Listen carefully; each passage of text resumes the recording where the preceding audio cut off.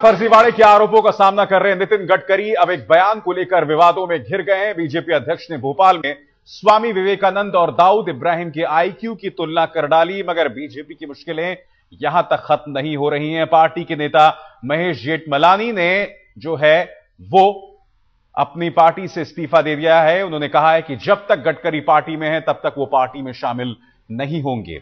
वहीं कांग्रेस ने गडकरी के बयान पर बीजेपी से माफी मांगने को कहा है। तो भोपाल में गडकरी के खिलाफ कांग्रेस ने सड़क पर प्रदर्शन किया। तो आप देख सकते हैं गडकरी पर दो तरफा हमले, एक तो बाहर से हमले हो रहे हैं यानी कि विपक्षी दल, और दूसरी तरफ महेश जेठमलानी जिन्होंने कह दिया है कि वो जब तक पार्टी में नहीं होंगे जब तक गडकरी जो है अध्यक्ष पद पर बने रहेंगे। हालांकि महेश जेठमलानी ने यह स्पष्ट जरूर किया है कि वो पार्टी की सेवा करते रहेंगे मगर उसके सदस्य नहीं होंगे।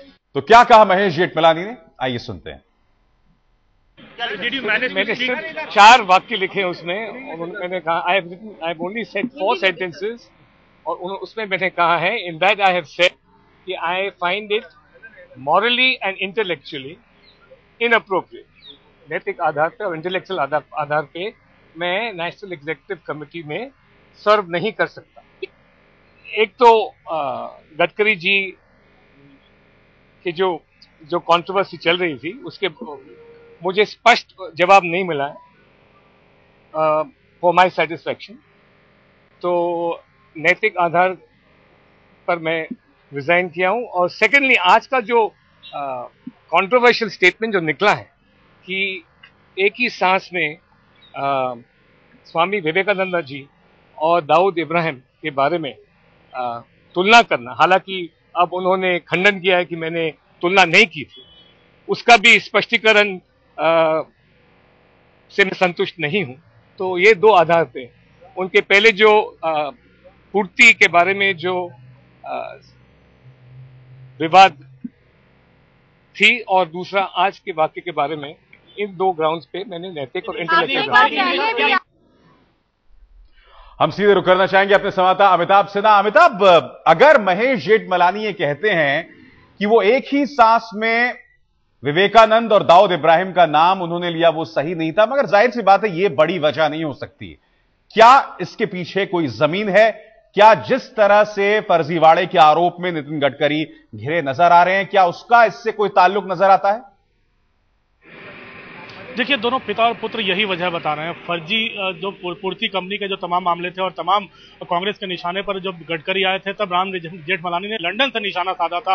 लंदन से लगातार टेलीविजन चैनल्स को कहा था कि गडकरी को इस्तीफा देना चाहिए, लेकिन पिता ने पार्टी से इस्तीफा नहीं दिया है, बेटे ने पार्टी से इस्तीफा दिया है। महेश जेठमलानी ने, जो राष्ट्रीय कार्य समिति के सदस्य हैं और पार्टी में किसी महत्वपूर्ण पद पर नहीं है। एक बात साफ कर दूं आपको, तो जाहिर है जब बेटे ने इस्तीफा दिया है और बीजेपी ने इसको नाटक करार दिया है राजीव प्रताप रूडी ने, तो जाहिर है एक चीज तो साफ हो गई है कि ये जो इस्तीफे का जो आज खेल रचा गया है, ये किसी बड़े राजनीतिक खेल का हिस्सा हो सकता है। क्योंकि एक पोस्चरिंग भी हो सकती है कि एक जो बीजेपी के अंदर घमासान चल रहा है कि गडकरी को दूसरा कार्यकाल दिया जाए या न दिया जाए, तो ऐसे कई चीजें कुछ दिनों में सामने आ सकती हैं। तो जाहिर है ये इस्तीफा एक आने वाले दिनों में कुछ गडकरी के लिए मुश्किलें खड़ी कर सकता है। कुछ और नेता सामने आके खड़े हो सकते हैं, उनको फैसिलिटेट करने के लिए एक शुरुआत की जा सकती है, शुरुआत की बात मानी जा सकती है, यानी गडकरी की मुश्किलें बढ़ रही है। लेकिन महेश जेठमलानी इतने बड़े और इतने कद्दावर नेता नहीं है। एक ही बात साफ है कि राम जेठमलानी के पुत्र हैं, राम जेठमलानी ने हल्ला बोला था और इस्तीफा इन्होंने दिया है, राम जेठमलानी ने इस्तीफा नहीं दिया है। तो जाहिर है बीजेपी फिलहाल राहत कम से कम इस बात पर महसूस कर रही होगी कि राम जेठमलानी आज खामोश थे।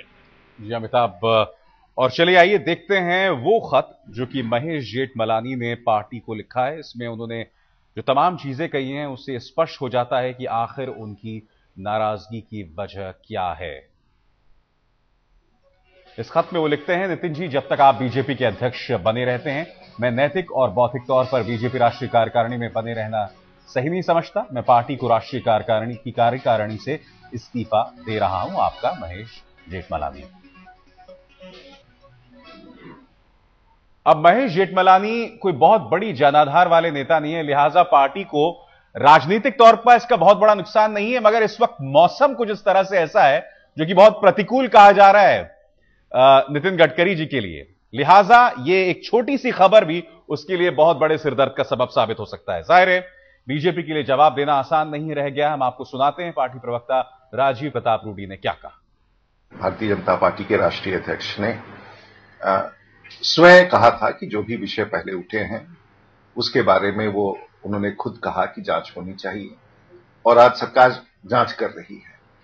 वैसी स्थिति में अगर कोई कार्यकर्ता या कोई व्यक्ति सवाल उठाता है तो मुझे लगता है कि थोड़ा इससे परहेज करना चाहिए, क्योंकि भारतीय जनता पार्टी के बड़े पैमाने पर इस विषय पर चर्चा हुई है और हम सब ने यही कहा है कि जब तक जांच पूरी नहीं हो जाती, और ये भी ध्यान में रखना होगा कि जांच कौन कर रहा है। जांच कांग्रेस की सरकार कर रही है और कांग्रेस की सरकार कोई भारतीय जनता पार्टी के पक्ष में नहीं है।